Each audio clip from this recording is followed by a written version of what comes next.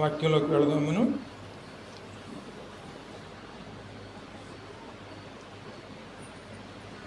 కీర్తన గ్రంథంలోంచి 119వ కీర్తనలో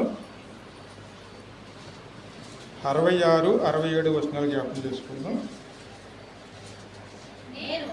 నేను నీ ఆజ్ఞలయందు నమ్మిక ఎంచి ఉన్నాను.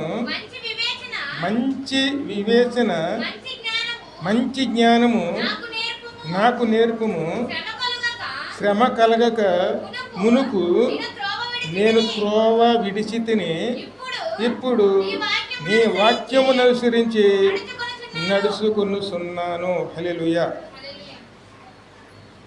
చిన్న ప్రార్థన చేసుకుని ముందుకు వెళదాం. కృపా సత్య సంపూర్ణుడు పరిశుద్ధుడైన కృపానికి వందనములు స్తోత్రుడైన దావీదు ద్వారా మాట్లాడుతున్న దేవుడు అవునైనా నీ జ్ఞానంలోనూ నీ వివేచనతో ముందుకెళ్ళే విధంగా సహాయం చేసిన ప్రభువుల శ్రమలు లేకపోతే అదండి వందములు స్తోత్రమునైనా మేము త్రోవ తప్పిపోయే వరకు ఉంటుందండి. నీ శ్రమలోనే మిమ్మల్ని ఎదికే పెట్టుకోవడానికి సహాయం చేసేయండి. శ్రమ ఎందు మొరపెడితే యెహోవా ఆలకించిన వాక్యం ద్వారా రాయించిన దేవానికి వందములు స్తోత్రునైనా నీ సన్నిధిలో మేము పరిపూర్ణ విధంగా నేను నీ సన్నిధిలో వెతికే పెట్టుకోవడానికి సహాయం చేసేయమని, మీరే మమ్మల్ని నడిపించమని, ఈ వాక్యం ద్వారా బలపరచమని యేసయ్య యొక్క పరిశుద్ధ నామములో అడిగి వేడుకొనుచున్నాం తండ్రి.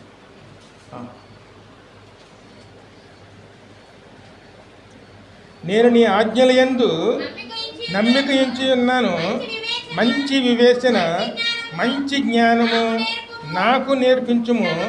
శ్రమ కలగక మునుపు నేను త్రోవ విడిచి తిని ఇప్పుడు నీ వాక్యమును అనుసరించి నడుచుకొనుచున్నాను. ఎందుకంటే శ్రమ అనేది ఎప్పుడు కూడాను మనల్ని దేవుళ్ళలోకి నడిపిస్తుందండి. మనిషిగా కనుక శ్రమ లేకపోతే ఎప్పుడు దేవుని వెతకటం అనేది ఉండదండి. శ్రమ అనేది ఎప్పుడు కూడా మనకి దేవుణ్ణి వెంబడించే, దేవుని సన్నిధిలో మొరపెట్టే విధంగా చేస్తుంది. అందుకే దావీదు అడుగుతున్నాడు అన్నమాట, మంచి వివేచన దయచేయండి, మంచి జ్ఞానాన్ని దయచేయండి,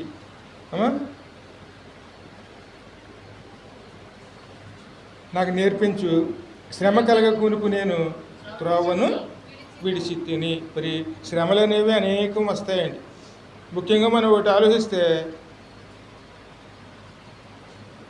దేవుడు ఎలాగా సహాయం చేస్తాడంటే వ్యాధుల్లోంచి ఆరోగ్యాన్ని ఇస్తాడు, లేమిలోంచి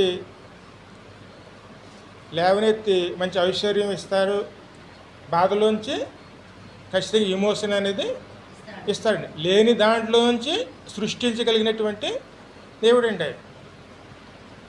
అది ఎందుకు వస్తుంది అని మనం అనుకోవచ్చు, కానీ అది లేకపోతే మనము దేవుడిని వెతికేవారుగా ఉండమండి. అంటే మనం హెచ్చించుకునేవారుగా ఉంటామండి.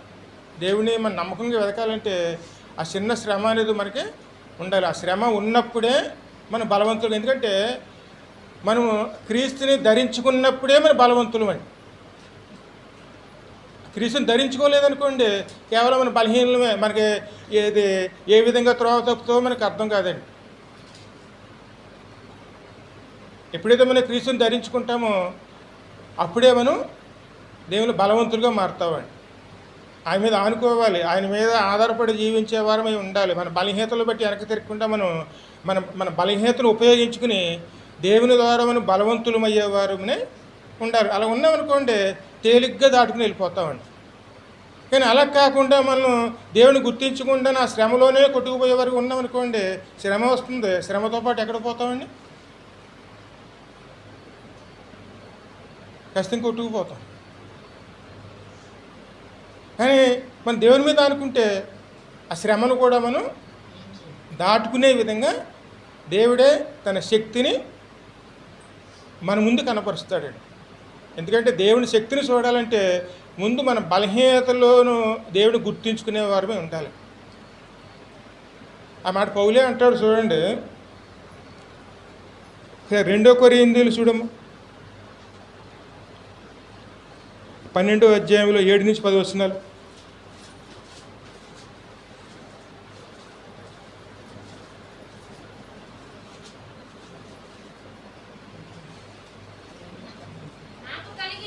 నాకు కలిగిన ప్రత్యక్షతలు బహు విశేషముగా ఉంది. ఎందుకంటే పౌలును దేవుడు ఘనంగా వాడుకుంటున్నాడండి. అనేక ప్రదేశాలకి తీసుకెళ్ళాడు. ఎందుకంటే ఈరోజు విమానాలు వచ్చినాయి, ఆ రోజు విమానాలు కూడా లేవండి. రాకపోకల ప్రయాణాల్లో కూడా కష్టపడి వెళ్ళవలసి వచ్చింది, నడిచి వెళ్ళేవారు. చిన్న చిన్న పడవలతోనూ సముద్రాలు దాటేవారు. సముద్రంలోనూ 3 సార్లు 4 సార్లు అయినా వాడ పగిలిపోయి నానా నరకం అనుభవించాడండి. ఆ వాళ్ళు పగిలిపోయినప్పుడు దీవుల్లో కొట్టుకుపోయారండి. అక్కడ నానా శ్రమలు పడ్డారు. అనేక ఇబ్బందుల్లోనూ దేవుడు నడిపించాడు, దేవుడు హెచ్చించాడండి. అయినా సరే ఆయనకి ఒక ముళ్ళు ఉంది. ముళ్ళు అంటే ఏమిటి? శ్రమ అండి. అది ఎటువంటి శ్రమ అన్నది అక్కడ రాయబడలేదు, కానీ మరి అనారోగ్యం ఉన్నదో మరి ఏమైనా ఇబ్బంది ఉన్నదో మనకు తెలియదు. కానీ ఆయన 3 సార్లు ప్రార్థన చేశారంట. ముమ్మారు ప్రార్థించి తిని, కానీ ఆ ముళ్ళు తీసేయటానికి అక్కడ ప్రభువు ఒప్పుకోలేదంట. ఇది నీకు ఇలాగే ఉండవలసి ఉన్నది, నీ బలహీనతలోనే నా బలమును చూపించేదను. మనం బలహీనంగా ఉన్నప్పుడే దేవుని బలం ఏమిటో మనం చూసేవారుగా ఉంటామండి. ఆ రోజు ఇశ్రాయేలు ప్రజలు బలహీనలేనండి. వాళ్ళు ఎవరిని ఎదిరించే పరిస్థితులు లేరు. సంఖ్యలో చూస్తే చాలా మంది ఉన్నారు, కానీ వాళ్ళందరూ ఏ స్థితిలో ఉన్నారండి? కేవలం దాసుల కిందండి. దేవుని ద్వారా నడిపించబడ్డారు. ఎర్ర సముద్రం వచ్చింది. ఎర్ర సముద్రాన్ని చూసి వాళ్ళందరూ కూడా బెంబేలు ఎత్తిపోయారండి. అయ్యో, ముందు చూస్తే సముద్రం కనపడుతుంది, వెనక చూస్తే ఏమో మొత్తం సైన్యం కనపడుతుంది, రాజు తరుముతున్నాడు, మేము ఇక్కడే నశించిపోవాలా అని వాళ్ళు చాలా బెంబేలు పడ్డారండి. కానీ వాళ్ళందరూ ఏం చేయాలో పాలుపోలేదండి. ఆ సమయంలో ప్రభు చెప్తాడన్నమాట, మీరు చూచుచూ నిలిచి ఉండుడి, యుద్ధము యెహోవాదే. కేవలం మీరు చూచుచు నిలిచి ఉండుడి. మన బలహీనతల్లో మనం దేవుని వైపు తిరిగి ఆయన మీద ఆనుకుంటే ఎంత పెద్ద శ్రమనైనా సరే మనం దాటిపోగలుగుతామండి. కానీ ఆ శ్రమ లేదనుకోండి, మన దేవుని సన్నిధాన్ని కూడా ధిక్కరించే వరకు ఉంటామండి. ఎందుకంటే మన నోరు మన అదుపులో ఉండదు, మన క్రియలు కూడా మనం ఏమాత్రం అదుపు చేసుకోలేవండి. ఎందుకంటే పట్టణాన్ని పట్టుకున్నవాడు కన్నా తన మనసును స్వాధీనం చేసుకున్నవాడు ధన్యుడని ఉందండి. మన మనసు మన స్వాధీనంలో ఉండదండి. ఇష్టానుసారంగా అవసరమైతే దేవుని విషయాల్లో కూడా ఎదిరించే వరకు ఉంటామండి. కానీ మనం ఎటువంటి వారం? కేవలం అల్పులమేనండి. అల్పులు కొన్న మమ్మల్ని, మన అన్నందరినీ దేవుడు ఏం చేస్తున్నాడు? ఘనమైన వారి కింద ఆయనే ముందుని నడిపిస్తున్నారు. అందుకే దావీదు అంటున్నాడు అన్నమాట, నీ శ్రమ లేకపోయినప్పుడు నీ త్రోవ తప్పాను, కానీ ఇప్పుడు నీ వాక్యాన్ని బట్టి నడుచుకుంటున్నాను, నీ ఆజ్ఞలకు నేను అమ్మా త్రోవ విడిచితిని, ఇప్పుడు నీ వాక్యమును అనుసరించి నడుచుకొని. ఎందుకంటే వాక్యాన్ని బట్టి ఎందుకు నడుచుకుంటున్నారు? దేవుని శక్తిని చూశాడు. ఆయన ఎటువంటి వారో చూశారు. ఆయనకి లోబడాలని చెప్పి, ఎందుకంటే దేవునికి లోబడ్డామనుకోండి ఖచ్చితంగా మనల్ని నడిపిస్తారు ఆయన. ఆయనలో శ్రమ వచ్చినప్పుడు ఇవన్నీ గమనించగలిగాడండి. అందుకే దేవుని మీద పరిపూర్ణంగా ఆనుకున్నాడు అన్నమాట. ఈ మాట మీరు ఇంకోసారి కూడా చూడవచ్చు. 118వ కీర్తన చూడము.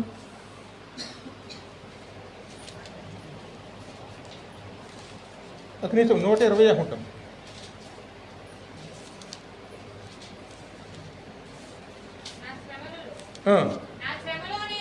నా శ్రమలో నేను యెహోవాకు మొరపెట్టి తిని, ఆయన నాకు ఉత్తరం. ఎప్పుడు మొరపెట్టాడు ఆయన?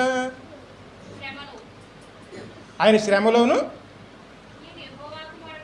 యెహోవాకు మొరపెట్టి తిని ఆయన నాకు ఉత్తరం ఇచ్చెను.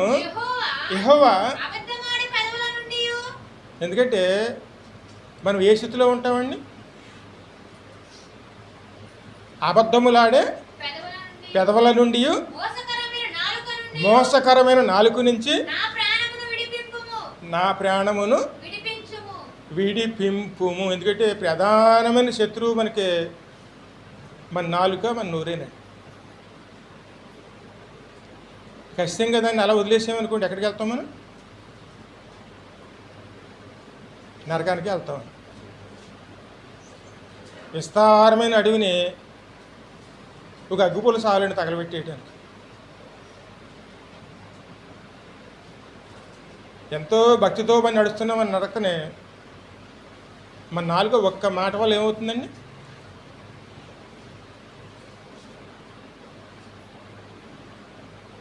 అదే పడిపోవడానికి కారణం అవుతుంది. ఆ మాటనే ఇక్కడ ఆయన అడుగుతున్నారు చూడండి. మోసకరమైన నాలుక ఆయన నీకేమి చేయను? ఇంతకంటే అధికముగా నీకేమి చేయను?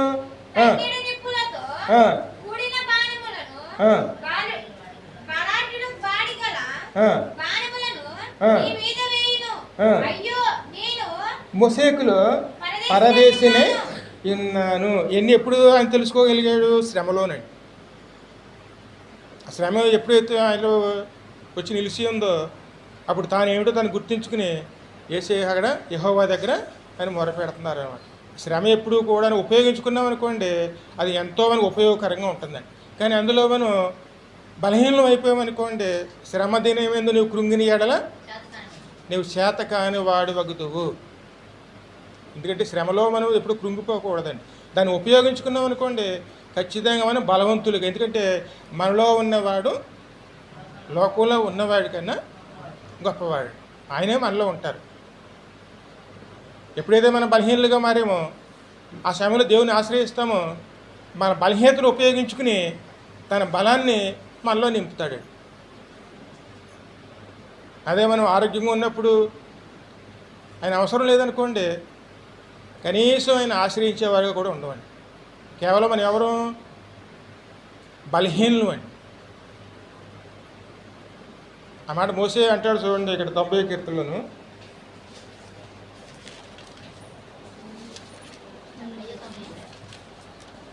తొంభై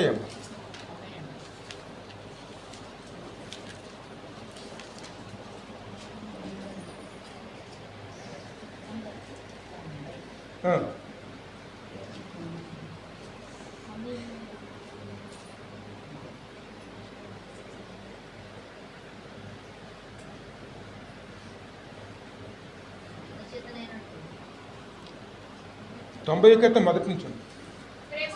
ప్రభువా, తరతరము నుండి మాకు నివాస స్థలము నీవే. పర్వతములు పుట్టకమునుపు, భూమిని లోకమును నీవు పుట్టింపకమునుపు, యుగ యుగములో నీవే దేవుడువు. నీవు మనుషులను మట్టికి మార్చుస్తున్నావు. నరులారా తిరిగి రండని నీవు సెలవిస్తున్నావు.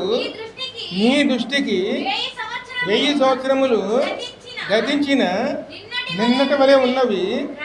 రాత్రి అందుల యొక్క జాములైన ఉన్నవి. వరద చేతనైనట్లు నీవు వారిని పారగొట్టివేయగా వారు నిద్రింతురు. పొద్దున్న వారు పచ్చగడ్డి వల్లే చిగురింతారు. పొద్దున్న అది ములిసి చిగురించును. సాయంకాలం అది కోయబడి వాడబారును. ఎందుకంటే మన పరిస్థితి అంతేనండి. పొద్దున్నే మొలుస్తాం, సాయంకాలం అయ్యేటప్పటికి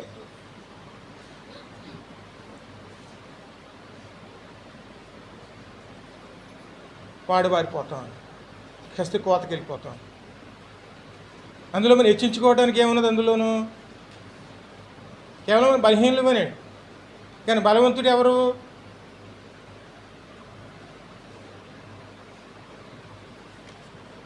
ఆయన్ని ఆశ్రయించాలని మనం. ఎందుకంటే తరతరములు కూడా మన నివాస స్థలం ఎక్కడ? ఆయన సన్నిధే.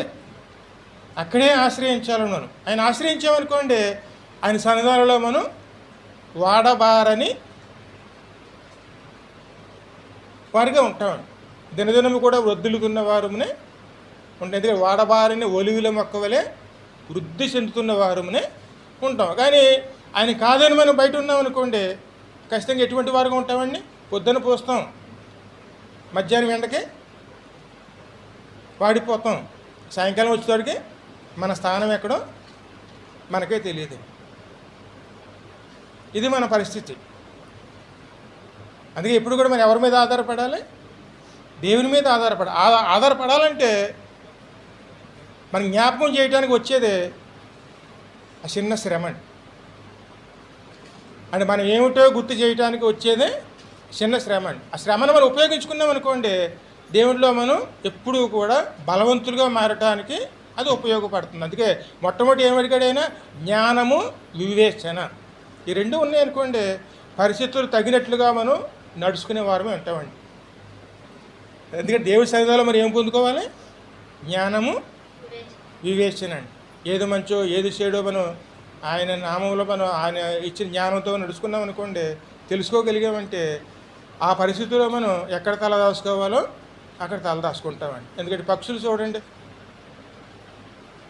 సాయంకాలం అయిపోయేటప్పటికి పగలంతమాన తిరుగుతాయి. వాళ్ళ గూళ్ళు ఎక్కడున్నాయో కూడా తెలియదు. ఎందుకంటే అవి ఏమైనా కొద్ది దూరం ప్రయాణం చేయవండి, కొన్ని వేల కిలోమీటర్లు వెళ్తాయండి.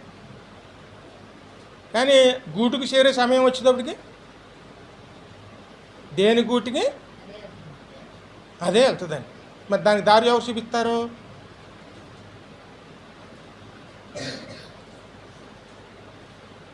ఈ మాట ఇర్మియా గ్రంథంలో ఉంటాయండి. అవి లైన్ తప్పవండి, వరుస క్రమంగా వెళ్ళిపోతాయి. ఏ గూటుకు చేరవలసింది ఆ గూటికి వెళ్ళిపోతాయండి. మనిషి అండి,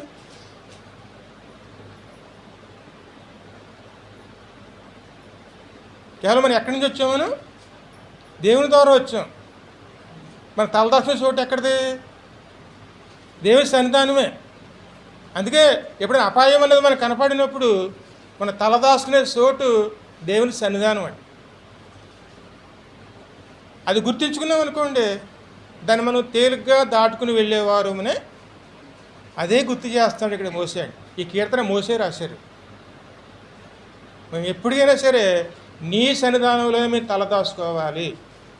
ఆ సన్నిధానం తలదాచుకున్నాం అనుకోండి, ఎర్ర సముద్రాలు దాటించగలడు, మారా నీళ్ళు సైతం మధురంగా మార్చగలడు, ఆహారం లేనప్పుడు ఆహారం కురిపించే దేవుడు, నీళ్లు లేనప్పుడు బండ నుంచి సైతం నీళ్ళు ఇచ్చేవాడు.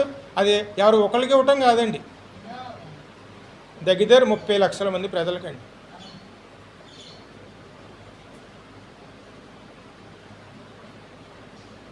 ఇక్కడ మనకు అసాధ్యంగా కనపడవచ్చు, కానీ దేవునికి అండి సమస్తమును సాధ్యమేనండి.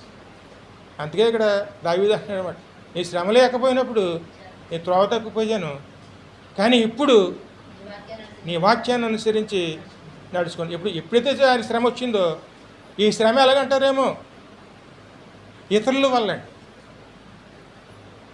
అప్పుడప్పుడు మనకు వస్తుంది. మనక్షాపం జరిగించే విధంగా ఇతరుల వల్ల కూడా మన శోధనలు వస్తాయండి, నిందలు పడవలసి వస్తుంది.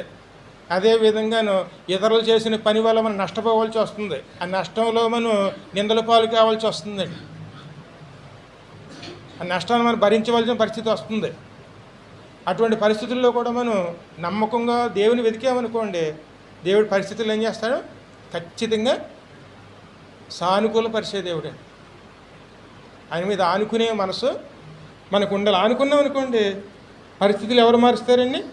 ఆయన అందుకే ఆయన అన్నారు చూడండి, మత్తయి సువార్తలో 11:28-29 వచనాలు, ప్రయాసపడి భారము మోస్తున్న సమస్త జనులారా నా యొద్దకు రండి, నేను మీకు విశ్రాంతిని కలగజేతును. హల్లెలూయా. దేవుని సన్నిధానం కనుక మనం కోరుకోకపోతే ఈ లోకంలో విశ్రాంతిని దొరకదండి. 1000 కోట్లు సంపాదించిన వారికి అయినా సరే ఏదో ఒక ముళ్ళు ఉండక తప్పదండి. 11:28. వేలు డబ్బులుంటే అన్నీ సరి అయిపోతాయి అనుకుంటాం మనం. వేలు కోట్లు ఉన్నా సరే వారి ఇంట్లో ఏదో ఒక ముళ్ళు ఉండక తప్పదండి. అంటే దేవుని సహాయం ఖచ్చితంగా వారికి కావాల్సి ఉంటుందండి. చిన్న ఉదాహరణ చూడండి, మన ఈ మధ్యన జరిగింది. మన దేశంలోని గొప్ప ధనవంతుడు, ఆయనకు కుమారుడు ఉన్నాడు. ఆయన వివాహం మొన్న జరిగింది. కానీ ఆయన ఎప్పుడు చనిపోతాడో వారికి ఎవరికి తెలియదు. అంత బలహీనమైన స్థితిలో ఉన్నాడు. ఆయన జీవితంలో ఒక వేడుక జరగాలని చెప్పి 1000 కోట్లు పెట్టి వివాహం జరిగించారు. చూస్తే ఆయన ఎప్పుడు చనిపోతాడో కూడా వారికి తెలియదండి. అంత బలహీనుడు. డబ్బులు చూస్తేనే లక్షల కోట్లు ఉన్నాయి. ఆ లక్షల కోట్ల పరిస్థితులు మారుస్తాయండి. అక్కడ తలదాచుకోవాల్సింది ఎవరిలోనూ? దేవుళ్ళలోనేనండి. అందుకే దావీదు మహారాజే ఎంతో ఉన్నతమైన స్థానంలో దేవుడు నిలిపాడు. కానీ ఒక శోధన వచ్చేటప్పటికి వెంటనే ఎక్కడ తలదాచుకున్నాడు? దేవుని సన్నిధానంలోనే. అందుకే అంటున్నాడు, శ్రమ రాక మునుపు నేను త్రోవ తప్పాను, ఇప్పుడు నేను నీ వాక్యములోనే నడుచుకొనుచున్నాను. దేవుడు మనల్ని హెచ్చరించినప్పుడు మన మార్గాన్ని సరి చేసుకునేవారు. ఎందుకంటే మనం వెళుతున్న మార్గం సరైనది కాకపోతే అది ఎవరో ఒకరి ద్వారా మన హెచ్చరిక వచ్చినప్పుడు వెంటనే సరి చేసుకున్నాం అనుకోండి, మనం వెళుతున్న చోటుకు మనం తప్పిపోకుండా వెళ్ళిపోతామండి. కానీ వారి మాట మనం లెక్క చేయకపోతే అక్కడ నష్టపోయవలసింది ఎవరు?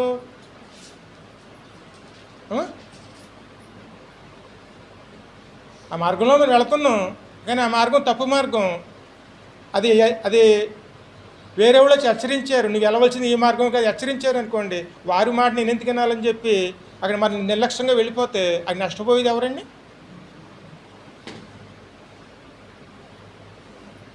ఏనాటికి మనం గమనిస్తాను చేరటం జరగదండి. అందుకే మనం దేవునికి ముందు లోబడి ఆయన ద్వారా ముందుకెళ్ళేవారునే దేవునికి లోబడ్డామనుకోండి ఆయనే నడిపిస్తాడు. అందుకే మనల్ని నడిపించే దేవుడిని మనం వేడుకోవాలండి. మీరే మమ్మల్ని నడిపించండి. ఆ మాట మోసే ప్రార్థన చేస్తాడు చూడండి. ఆ మాట ఇది పాత నిబంధన నిర్గమాకాండంలో 33వ అధ్యాయంలో ఉంటుంది చూడు, 14 నుంచి 19 వరకు. 33వ అధ్యాయంలో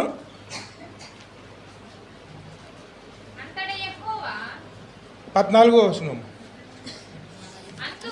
అందుకు ఆయన నా సన్నిధే నీకు తోడుగా వచ్చును, నేను నీకు విశ్రాంతిని కలగజేతును. హల్లెలూయా. ఇది మనం గుర్తుంచుకోవాలండి. దేవుని సన్నిధి కనుక మనం నడిపించకపోతే ఆ ఉపద్రవంలోకి మనం దాటలేమండి. ఆ శ్రమను మనం దాటలేమండి. తేలిగ్గా నడిపించేది ఎవరు?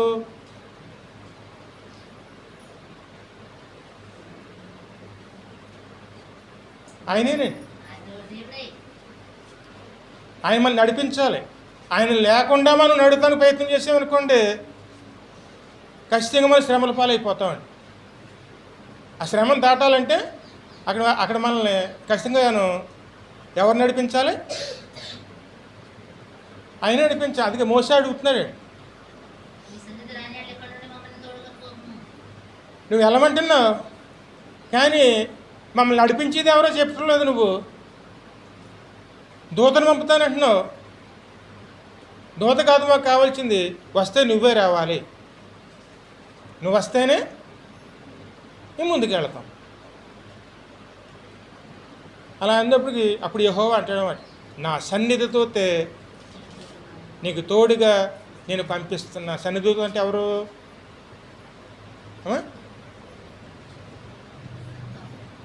సన్నిధి దూత అంటే యేసయ్య అండి.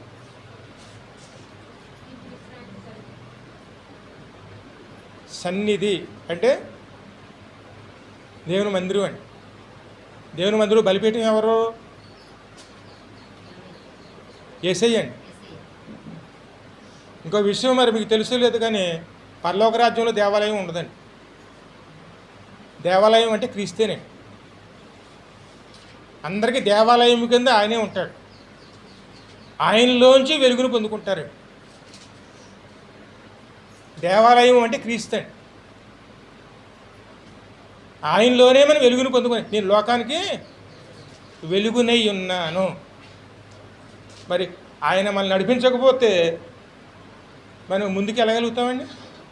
అందుకే మోసే ఏమైనా ప్రార్థన చేస్తున్నాడు, నీ సన్నిధి మాకు తోడు లేకపోతే మేము ఒక్క అడుగు కూడా ముందుకి వెయ్యము, నువ్వే మమ్మల్ని నడిపించాలి. అప్పుడు దేవుడే అన్నాడు, నా సన్నిధి దూతని నేను ముందుగాను నడిపించి నేను నీకు విశ్రాంతినిస్తాను. మరి ఈ మాటకి ఇక్కడ యేసయ్య ఏమని పిలుస్తున్నారు? ప్రయాసపడి భారాల మోస్తున్న సమస్త జనులారా నా యొద్దకు రండి, నేను మీకు విశ్రాంతిని ఇస్తాను. ఇక్కడ తండ్రి ఏమో సన్నిధూతను ఇస్తానన్నారు, ఇక్కడ కుమారుడు ఏమని పిలుస్తున్నాడండి?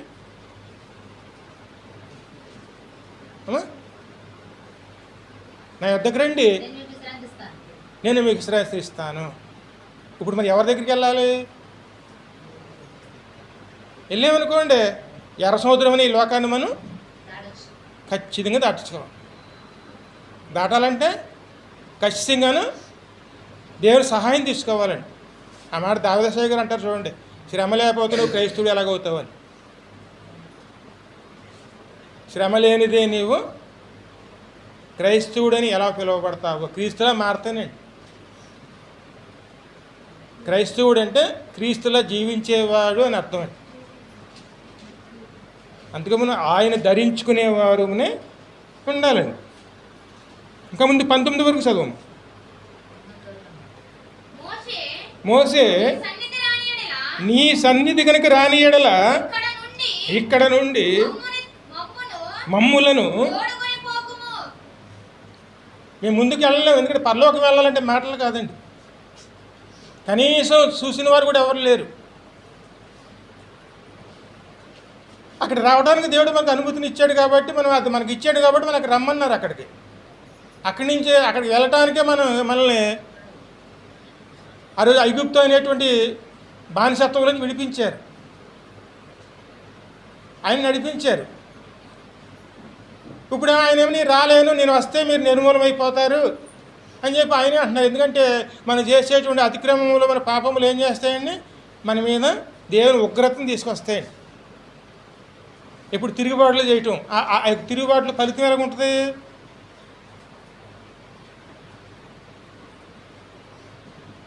ఖచ్చితంగా దేవుని ఉగ్రత వస్తుందండి. కాని మాటలు మాట్లాడటం, అక్కడ మనలో మనం కొండలు పెట్టుకోవటం, తిరుగుబాట్లు చేయటం, మనలో మనం సణుక్కోవటం, గొణుక్కోవటం, ఇవన్నీ దేని తీసుకొస్తాయండి? దేని ఉగ్రతను.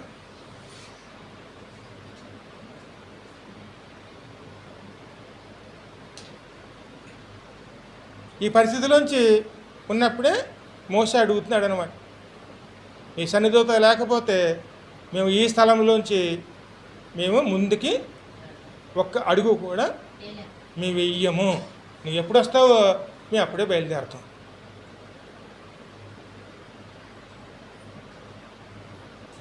ఇంకా ముందు చదువు. నా ఎడలను నీ ప్రజల ఎడలను నీకు కటాక్షము కలిగినదని దేని వలన తెలియబడును? దేవుని నమ్ముకున్నాము, దేవుడు మనకు సహాయం చేస్తున్నాడు అన్న విషయం నలుగురికి తెలవాలంటే దేనివల్ల అవుతుందండి?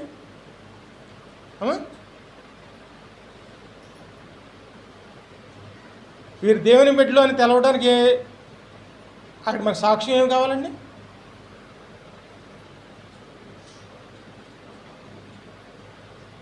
ఈ రోజుల్లో మనం అనుకుంటాం, ఎందుకంటే బైబిల్ చేతిలో పట్టుకెళ్తే చాలు మేము దేవుని బిడ్డలు అనుకుంటారు.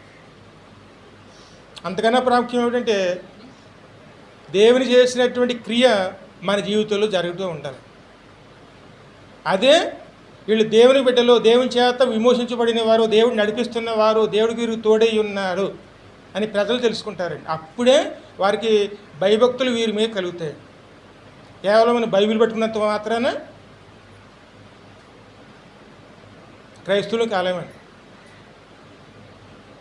దేవుడు మనల్ని నడిపించినప్పుడే మన నిజమైన క్రైస్తవులుగా మారటానికి అవకాశం. అందుకే ఆయన అడుగుతున్నాడు అనమాట, నీ సన్నిధి దూత రాకపోతే ఈ స్థలంలోంచి మమ్మల్ని ఒక్క అడుగు కూడా మేము ముందుకు నడవము.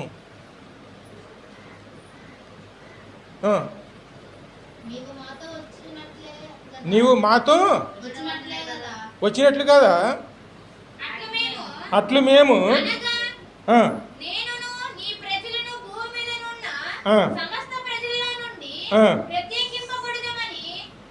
ఎందుకంటే ఆయన నడిపిస్తేనే కదా మనం ప్రత్యేకించబడేదాన్ని. అందరూ కూడా తమ జీవితాల్లో ముందుకు వెళ్తున్న వాళ్ళు చాలామంది ఉన్నారండి. అందరూ పనులు చేసుకుంటారు, వాళ్ళు ముందుకే వెళ్తారు, వెనక్కి వెళ్ళరండి ఎవరును. కానీ మనం నడిపిస్తున్నారు అని మన ప్రత్యేకత అనేది కేవలం అని దేనివల్ల తెలియబడుతుంది మనకి? దేవుని ద్వారా నడిపించబడుతున్నప్పుడే మన ప్రత్యేకత అనేది లోకం చూస్తుందండి. అందుకే మనం ఎవరి మీద ఆధారపడాలి? దేవుని మీద ఆధారపడ్డామనుకోండి, అమ్మ వీరి వెనకాల దేవుడు ఉన్నాడు, ఖచ్చితంగా వీళ్ళు సహాయం చేస్తాడు. అప్పుడు మిమ్మల్ని అడుగుతారండి, అయ్యా మా గురించి కూడా ప్రార్థన చేయండి. మరి వాళ్ళు ప్రార్థన చేయండి అని నమ్మకం వాళ్ళు కుదిరిందంటే మీ వెనకాల ఎవరిని చూస్తున్నారు? దేవుణ్ణి చూస్తున్నారు. అది క్రైస్తవులుగా మనం లోకానికి కనపడేదండి. అందుకే దావీదు అంటున్నాడు అనమాట, ఈ శ్రమ రాకపోతే నేను త్రోవ తప్పేవాడిని.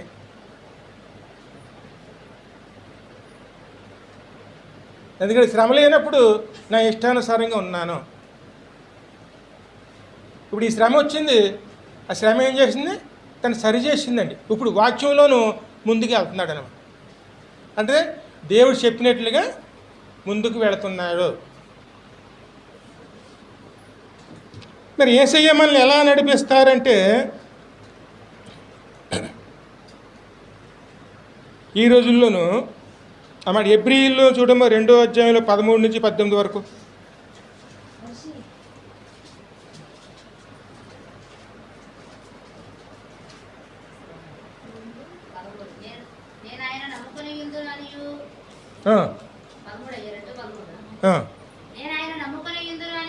నేను ఆయన నమ్ముకుని ఉన్నదననియు, ఇదిగో నేనును దేవుడును నాకు ఇచ్చు పిల్లలను అనియు చెప్పుచున్నాడు. కాబట్టి ఆ పిల్లలు రక్త మాంసపు గలవారై ఉన్నందున ఆ ప్రకారమే మరణము యొక్క బలము గలవానికి అనగా అపవాదిని మరణం ద్వారా నశింపజేయుటకును జీవితకాలమంతయును మరణ భయము చేత దాస్యమునకు లోబడిన వారిని విడిపించుటకును ఆయన కూడా రక్త మాంసములలో పాలివాడాయను. హల్లెలూయా. ఆయా ఇశ్రాయేలు పిల్లలు నడిపించడానికి దేవుడు ఎన్నుకున్నది మోషేనండి. ఈ రోజుల్లో మనల్ని నడిపించడానికి ఎవరు వచ్చారండి? యేసయ్యేనండి. మనం నడిపించడానికి మన రక్త మాంసం గల శరీరంతో మనం ఉన్నాం. ఆయన కూడా దేన్ని ధరించుకున్నారు? రక్త మాంసములు గల. ఎందుకంటే అనుభవం అండి. ఎందుకంటే మనం ఒక చిన్న మాట చూడండి, ఈ బాధ మీకు వస్తే మీకు తెలుస్తుందండి. చెప్పడానికి తేలిగ్గా ఉంటుంది, కానీ అనుభవించిన వాళ్ళకే తెలుస్తుంది. మరి ఎన్నిది ఆయన ఈ లోకంలో ఉన్నప్పుడు అనుభవించలేదండి. ఇప్పుడు మనం పడుతున్న బాధలన్నీ ఆయన అన్నీ అనుభవించారు కదండి. అందుకే ఆయన కూడాను రక్తం మాంసపు గలవాడు ఆయను. ఇంకా ముంచదు. ఏలయనగా ఆయన ఎంత మాత్రమును, ఎందుకంటే ఆయన దేన్ని విడిచి వచ్చారండి? ఆయన ఆడేమో యెహోవా అయితే పరలోకాన్ని విడిచిపెట్టి మోసే ఎర్ర సముద్రం సరిహద్దులకు నడిపించగలిగాడండి. కానీ ఆ తర్వాత దారానికి తెలియదు. కాబట్టి యెహోవాయే వచ్చారు. ఏ విధంగా వచ్చారు? ఆయన పగలు మేఘస్తంభంగాను, రాత్రి అగ్నిస్తంభంగాను ఆయన కానాను చేరే వరకు కూడాను ఆయన నడిపించారండి. ఆయన నడిపిస్తేనే మనం వెళ్ళగలుగుతాం. ఆయనే మనకు తోడై ఉండాలండి. అందుకే ఆయన ఆ రోజు తన పరమునే విడిచిపెట్టి ఆయనే తోడై నడిపించారండి. అందుకే ఆ మాటకు పాత నిబంధనలు ఉంటుంది చూడండి, నన్ను 10 మార్లు వీరు శోధించినారు. దేవుడే నడిపించి ముందుండి నడిపిస్తుంటే దేవుని సన్నిధానంలో ఎన్నిసార్లు సణుక్కున్నారండి. 10 మార్లు నన్ను ఆయాస పరిస్థితి. ఎందుకంటే ఎప్పుడు కూడాను మన వెనకాల కనుక ఏదైనా సణుగుడు అనేది వినపడింది అనుకోండి, వెంటనే మనలోంచి ఏమొస్తుందండి? ఆ తర్వాత ఆ పని మనం చేయగలమండి? వీరు నన్ను 10 మార్లు శోధించిరి. అందుకే మీరు ఎన్నడూను విశ్రాంతిలో ప్రవేశింపకుండురని నేను వాగ్దానం చేసి తిని. అందుకే ఆ సమయంలోనే అన్నారండి, వీరెన్నడూను విశ్రాంతిలోను ప్రవేశింపకుందురని. మరి అయాల దేవుడు శోధించినటువంటి ఆ 30 లక్షల మందిని వాళ్ళందరూ కూడాను కానాను బయటే మిగిలిపోయారండి. వారి పిల్లలు మాత్రమే కానాను వెళ్ళారు. ఆ రోజుల్లోనూ యేషూతో బయలుదేరేది, ఆ రోజు దేవునితో బయలుదేరి ఎవరు వెళ్ళారు కానాను? ఇద్దరేనండి, యెహోషువను కాలేబు. కారిక మోషే కూడా వెళ్ళలేకపోయాడు. అక్కడ నడిపించగలిగాడు కానీ కానాను వెళ్ళలేకపోయాడు. అక్కడ చూశాడు అంతే, కానీ దూరాల నుంచి చూశాడు అంతేనండి. మరి దేవుడే మనం నడిపించినప్పుడు వాళ్ళు సణుక్కున్నారంటే, ఇప్పుడు ఆయన దేవదూత స్వరూపం ధరించుకుని మన ముందు నడుస్తున్నా సరే మనం ఆయనతోనూ సంతోషంగా వెంబడించే పరిస్థితిలో ఉంటామండి.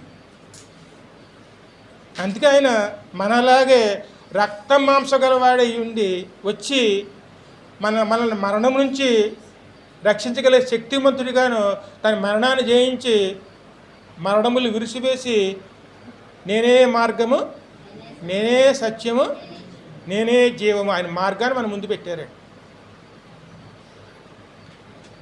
ఇంకా ముందు చదువు. ఎలాగనగా ఆయన ఎంత మాత్రమును దేవదూతల స్వభావమును ధరించుకొనక అబ్రహాము సంతాన స్వభావమును. ఇప్పుడు ఆయన ఏ రూపంలో వచ్చారండి?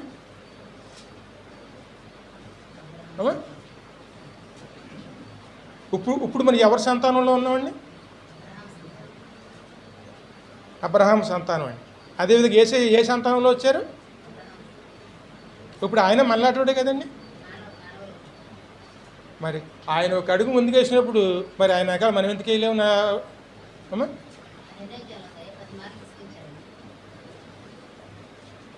కీర్తనలో ఉంటుందా సంఖ్యాకాండంలో ఉంటుంది?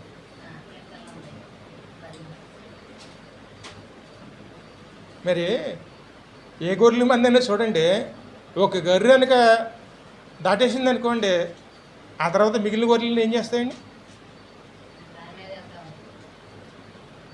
అది లోతుగా ఉన్నది, ఇబ్బందిగా ఉంది అనుకుంటాయా? దాటుకుంటే వెళ్ళిపోతాయి. యేసయ్యే మనల్ని శ్రమ దాటితే తానే శ్రమను దాటి వెళ్ళినప్పుడు మనం కూడా ఆ శ్రమని తేలిగ్గా దాటగలమండి. అందుకే ఆయన దేవదూత యొక్క స్వరూపాన్ని విడిచిపెట్టి మనలాగే ఆయన అబ్రహాము సంతానం యొక్క స్వరూపాన్ని ధరించుకుని ఆయన మన యొద్దకు వచ్చాను. ఆయనే మనం మాదిరిగా పెట్టుకునేవారుమనే ఉండాలి. మన శ్రమ దాటాలంటే ఆయన సహాయం తీసుకునేవారుమనే ఉండాలండి. ఇంక మీరు ఎక్కడి వరకు చదువురు? మరి 16 నుండి 18 వరకు చదువు. కావున ప్రజల పాపమునకు పరిహారమును కలగజేయుటకై దేవుని సంబంధమైన కార్యములలో కనికరమును నమ్మకమును గల ప్రధాన యాజకుడిగా నిమిత్తము అన్ని విషయములలో ఆయన తన సహోదరుల వంటి వాడు కావలసి ఉన్నది. ఇప్పుడు ఆయన మనకి ప్రధాన యాజకుడు అంటే నడిపించేవాడు. ఎక్కడ నడిపించేవారు అంటే మీకు అర్థం అవ్వాలంటే, ఇప్పుడు ఓ సంఘాన్ని నడిపించడానికి ఎవరు కావాలండి? అమ్మా, కాపరి కావాలి. కాపరి సంఘాన్ని లోకంలోకి నడిపించాలా లేకపోతే దేవుని యొద్దకు నడిపించాలా? యేసయ్య కూడాను కాపరిగా ఎందుకు వచ్చారండి? లోకంలో నడిపించడానికా లేదా పరలోకానికి నడిపించడానికండి? మన పరలోకం వెళ్ళాలంటే ఆయన సహాయంతో వెళ్ళాలండి. ప్రధాన కాపరి యొక్క సహాయంతోనే మన పరలోకానికి చేరుకునేవారునే ఉండాలి. అప్పుడే ఎర్ర సముద్రం అండి. ఈ లోకం అంటే ఎర్ర సముద్రం అండి. దాన్ని తేలిగ్గా మనం దాటగలిగిన వారునే ఉంటాం. అందుకే ఆయన సాదృశ్యంగా వచ్చారండి. ఇప్పుడు ఆయన ముందు పెట్టుకుని మనం ఈ లోకంలోని శ్రమలు దాటుకునేవారునే ఉండండి. ఈ లోకంలోనే ఎప్పుడు కూడాను సమాధానం ఉంటుందని మనం ఎప్పుడు అనుకోవాలని అవసరం లేదండి. ఇవాళ యేసయ్య చెప్పారు, ఇక్కడ ఎప్పుడు శాంతి సమాధానం దొరుకుతుంది అనుకోకలేదండి. ఖచ్చితంగా వస్తుందండి, కానీ దాన్ని దాటించే విధంగానే ఆయనకు మనల్ని నడిపించేవాడుగా ఉంటాడండి. అందుకే ఆయన నేనే మార్గము, నేనే సత్యము, నేనే జీవము. అందుకే ఆయన మనం మాదిరిగా పెట్టుకున్నాం అనుకోండి, ఈ శ్రమను మనం తేలిగ్గా దాటి ముందుకెళ్ళిపోతాం.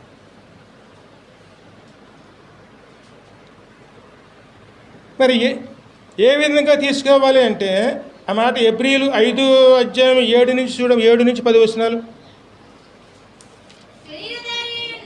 శరీరధారి ఉన్న దినములలో మహారోదనతోనూ కన్నీళ్లతోనూ తన్ను మరణము నుండి రక్షింపగలవానికి ప్రార్థనలను యాచనలను సమర్పించి భయభక్తులు కలిగి ఉన్నందున ఆయన అంగీకరింపబడేను. ఆయన ఎలా అంగీకరించబడ్డారండి?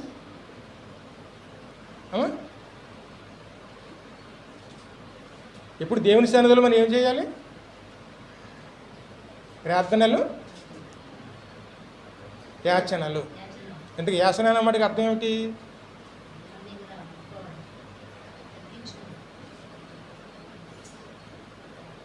బతుమాలుకునైనా సరే మన స్థితిని చెప్పుకుని ఆయన దగ్గర మేలు పొందుకోవటం అని. నువ్వు సహాయం చేయగలిగితే మేము ముందుకు వెళ్ళలేము, నువ్వే సహాయం చేయాలి, నీకు తెలుసు కదా మేము ఎటువంటి వారము. అక్కడ ఏమో చెప్పారు ఆయన? గడ్డి పువ్వు లాంటి వాళ్ళు, మనం కేవలం మట్టి వాళ్ళం, నువ్వే సహాయం చేయకపోతే మేము నశించిపోతాం అని బతుమాలుకునైనా సరే దేవుని యొద్ద మొరపెట్టుకునేవారునే ఉండాలి. ప్రార్థన అంటే మనం కేవలం తల ఎత్తుకుని మనం ప్రార్థించడం కాదండి, యాచించేవారునే ఉండాలి. ఎప్పుడైతే మనం మనసుతో మన దేవుని సన్నిధిలో మొరపెట్టుకుంటామో, అలాగే ఎప్పుడైతే ఆయన సన్నిధిలో మనం ఆయన సహాయం కోసం ఎదురు చూస్తామో అప్పుడు మనం విడిపించబడతామండి. అంగీకరించబడెను. చదువమ్మా. ఆయన కుమారుడై ఉండి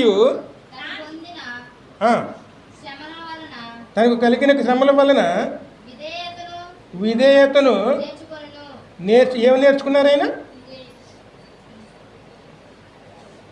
ఆయన కుమారుడై ఉండి తాను పొందిన శ్రమల వలన విధేయతను నేర్చుకొనెను. హల్లెలూయా.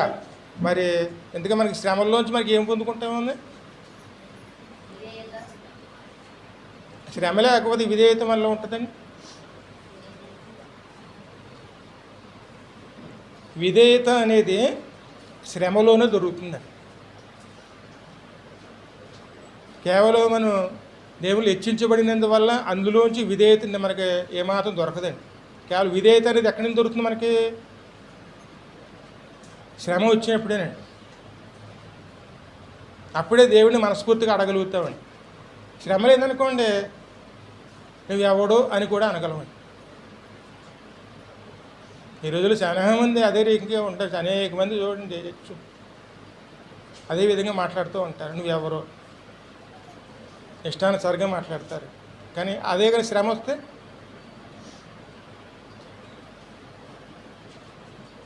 ఎందుకంటే ఒక్కొక్కళ్ళు ఏ రీతిగా ఉంటారంటే వారు ఏ దేవుడిని నమ్మరండి. వాళ్ళ దగ్గరికి మరి దేవుడి గురించి మాట్లాడామనుకోండి, ఏది నీ దేవుడిని ఇక్కడ నిలబెట్టి చూపించు, నువ్వు చూపిస్తే నువ్వు నమ్ముకుంటావు. ఆ విధంగా మాట్లాడే వాళ్ళు చాలామంది ఉంటారు. నువ్వు దేవుడు అంటున్నావు కదా, ఆ దేవుడిని ఇక్కడ రమ్మను. ఆ మాట ఎలా ఆయన అనలేదండి. నువ్వు దేవుని కుమారుడు అయితే నీ శిలువ మించి నీ తండ్రిని వచ్చి నిన్ను రక్షించమను అని ప్రశ్నలు వేస్తారే. అదే శ్రమ వస్తే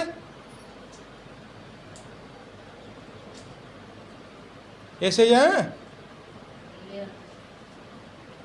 నువ్వే దిక్కు, అప్పుడే మళ్ళీ విధేయత అనేది వస్తుందండి. అప్పుడు మోకరిస్తాం అనమాట. శ్రమ రాకపోతే ఏనాడు మోకరించడం అనేది ఉండదండి. అందుకే శ్రమలో ఎప్పుడైతే మనం నిలిచి ఉంటామో శ్రమలోంచి మనం విధేయతను నేర్చుకుంటాము. ఆయన విధేయుడు కుమారుడు ఇండు కూడా ఆ శ్రమలో ఏం నేర్చుకున్నారైనా ఇక ముందు చదువు అక్కడ.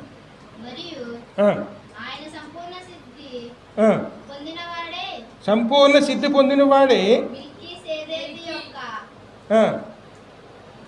క్రమములో చేరిన ప్రధాన యాజకుడని దేవుని చేత పిలువబడి తనకు విధేయులైన వారందరికీ నిత్య రక్షణకు కారకుడాయను. హల్లెలూయా.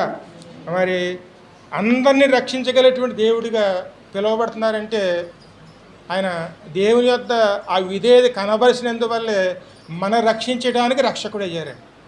అంటే కేవలం దేవుని కుమారుడై ఉండి రక్షించడానికి కారకుడు అవ్వలేదండి. తండ్రి అయిన దేవునికి తను లోబడి ఆ శ్రమలలోనే తన విధేయతను కనబరిచి కన్నీళ్లతోనూ యాచనలతోనూ తనను తగ్గించుకుని మనందరి కోసం మొరపెట్టినందువల్ల ఆయన ప్రధాన యాజకుడిగా నిత్య రక్షకుడిగా ఆయన దేవుని చేత ఎన్నుకోబడ్డారు. హల్లెలూయా. మరి ఆయనే ఆ రీతిగా ముందుకు వెళ్ళవలసి వస్తే మరి మనం ఎంతటి వారమండి?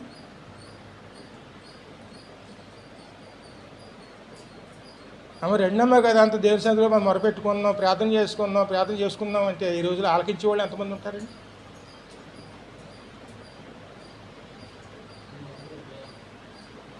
దేవుని చేత ఆమోదించబడడానికి యేసయ్యే అంత శ్రమ పడితే మరి మనం ఎంతటి వారం?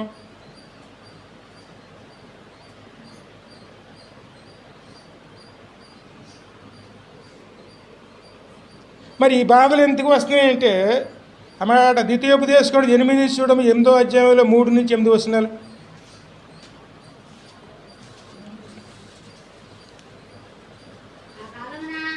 ఆ కాలమున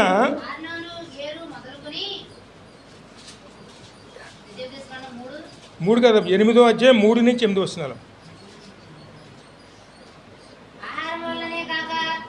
ఆహారం వల్లనే కాక యెహోవా సెలవిచ్చిన ప్రతి మాట వలన నరులు బ్రతుకుదురని నీకు తెలియజేయుటకు. ఎవరికే? ఒక ధనవంతుడు అనుకున్నాడంట, ఈ సంవత్సరం బాగా పంటలు పండేసినాయి, నా ప్రాణమా తినుము తాగుము అని చెప్పుకోవటానికి కొట్లు కట్టేసుకుని నింపేసుకుందాము అనుకున్నాడంట. విపరీతంగా పంటలు పండినాయి అంటాడు. నాకేం భయం లేదు, ఈ బతికిన నాళ్ళు సుఖంగా బతుకుతాను, నాకు సరిపోతాయి అనుకుని కొట్లు కట్టుకుని దాన్ని నింపుకోవాలని అనుకున్నాడు. వెంటనే ఒక స్వరం వినపడింది అంటాడు, ఓరు ఎరువాడా, ఈ శ్రమలో కనుక నీ ప్రాణాన్ని కనుక నేను కోరుకుంటే ఇవన్నీ ఎవరు తింటారో? అమ్మా మనిషి దేనివల్ల బతుకుతాడండి?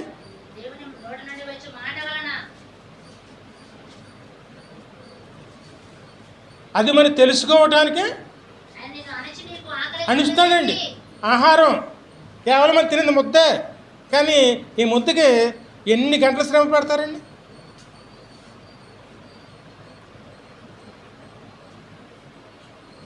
ఒక్క ముద్ద కోసం ఏం చేస్తాం మనం?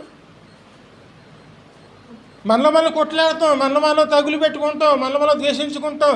కేవలం దేనికోసం? ఆ మాటగా చూడండి చిన్న ఉదాహరణ. ఆ గుప్పుడు కనుక గింజలు తీసుకెళ్ళి బయట చల్లండి, వచ్చిన పక్షులు వాటిలో కొట్లాడుకుంటూ ఏరుకుంటాయా, లేకపోతే దేనికి అడ్డం రాకుండాను అన్నీ సహకరించుకుని ఏరుకుంటాయా?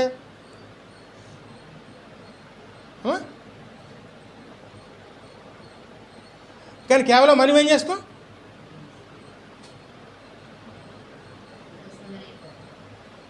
మన స్థితి మనకు తెలిసి రావడానికి దేవుడు మనల్ని అణుస్తాడండి. అణిసి ఆకలి కలగజేసి నీవే కానీ నీ పితరులే కానీ ఎన్నడూ ఎరగని మన్నాతోటి దేవుని మాట ద్వారా నిన్ను పోషించును. దేవుని మాటే మనకి ఆధారం అండి. దేవుడు కనుక మనకి ఆ ఆశీర్వాదం ఇవ్వకపోతే కేవలం మనం ఎవరవుతామండి? ఒట్టివారమేనే. ఈ శ్రమలు అందుకోసమేనండి పెడతాం. ఆహారం వల్ల కాదండి, దేవుని మాట వల్లనే మనం జీవిస్తామండి. అందుకే మనకి ఎన్ని శ్రమలు ఎందుకు వస్తున్నాయి, ఎన్ని కష్టాలు ఎందుకు వస్తున్నాయంటే మనం ఏమిటో మనకు తెలియజేయటానికే, జ్ఞాపకం చేయటానికే ఈ శ్రమలు వస్తాయండి. అది మనం గుర్తుంచుకున్నామనుకోండి, ఆయన వైపు తిరిగామనుకోండి, ఆ శ్రమలోంచి మేలు తీసుకొస్తాయి. అందుకే శ్రమ వెనకాల ఏమొస్తుందండి? మేలు. ఖచ్చితంగా మేలు వస్తుందండి. ఆ మేలు ఎప్పుడు వస్తుంది? మన దేవుని వైపు తిరిగినప్పుడు వస్తుందండి. కానీ మనం కృంగేమనుకోండి, మన చేతగానే వాళ్ళు అయిపోతాం. అందుకే శ్రమలో ఏం చేయాలి? మనం దేవుని వైపు తిరిగే వాళ్ళమనే తిరిగేమనుకోండి, ఖచ్చితంగా శ్రమను దాటుకునే వారమే ఉంటామండి. అందుకే శ్రమ నాక మునుపు నేను త్రోవ తప్పి తిని, ఇప్పుడు నీ వాక్యం ద్వారా నేను నడుచుకోండి. వాక్యం అంటే ఎవరు? దేవుని మాట అండి. అందుకే దేవుని మాట లేకపోతే మనం ఎప్పుడో నశించిపోయే వాళ్ళమనే. మాట అంటే ఎవరు? క్రీస్తు అండి. ఇంకా ముంచదు 8వ వచనం వరకు చదువు. ఈ 40 సంవత్సరములు నీవు వేసుకొనిన బట్టలు పాతకెళ్ళలేదు, నీ కాలు వాయలేదు. అమ్మా, ఒకడు తన కుమారుణ్ణి ఎట్లు శిక్షించును, అట్లే నీ దేవుడైన యెహోవా నిన్ను శిక్షించువాడని నీవు తెలుసుకుని ఆయన మార్గములలో నడుచుకున్నట్లు ఆయనకు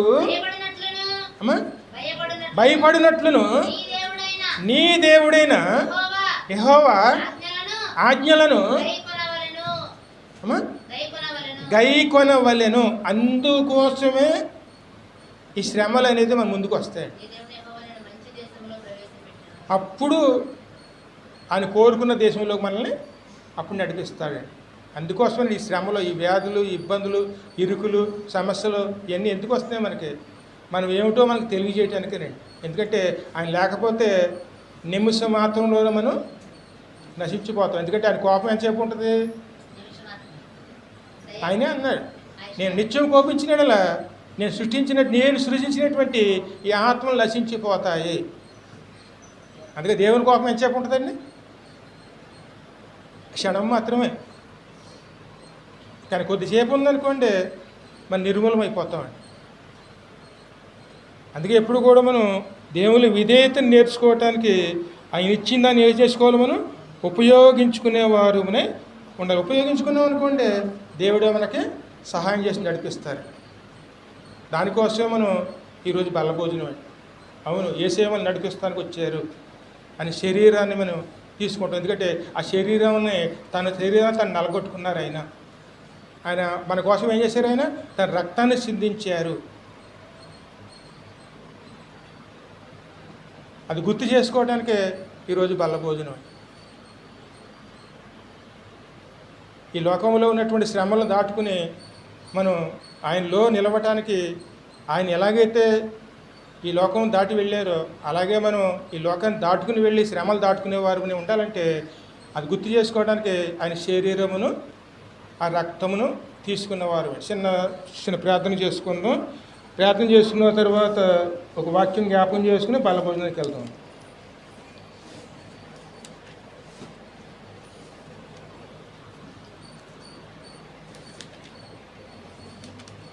బలభోజనం గురించి ఒకళ్ళు ప్రార్థన చేయండి.